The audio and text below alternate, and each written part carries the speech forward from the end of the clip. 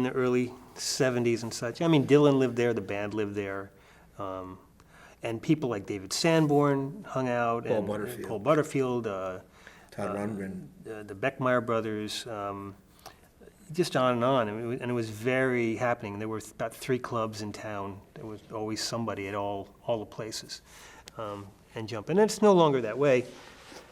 But it maintained, they have these zoning codes that don't allow for buildup and such. So if you go to Woodstock, it's not that different than it was 30 years ago. And in some ways, it's pretty comical to go past the green, because there's still hippies out there playing acoustic guitar with like tie-dye shirts. And What's still great about Woodstock is it is a really beautiful place, and so, Jack DeJohnette lives there, Pat Metheny's got a place there, Donald Fagen lives there in Dylan's old house.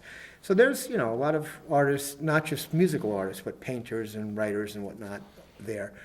But what's different about it from the 70s was, like Lance said, there were 3 clubs at least at all times, and any night of the week you could walk down and maybe you'd hear David Sanborn in one club, Howard Johnson and the Tuba, the Contraband, another club, and guys from Van Morrison's band in another club, any night of the week.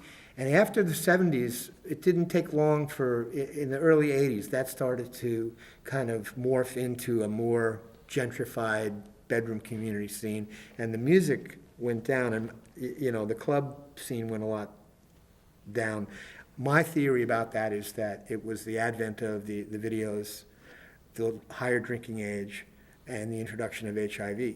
All those things really put the kibosh on the live music scene.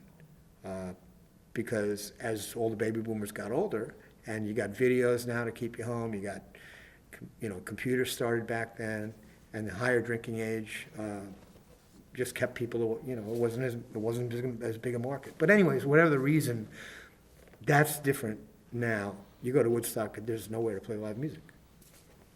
But it remains, I believe it's the 4th mecca of recording still. I mean, there's New York, LA, and Nashville, but Woodstock is right behind that in terms of recording studios. There's quite a few really good studios in the area that people gravitate to.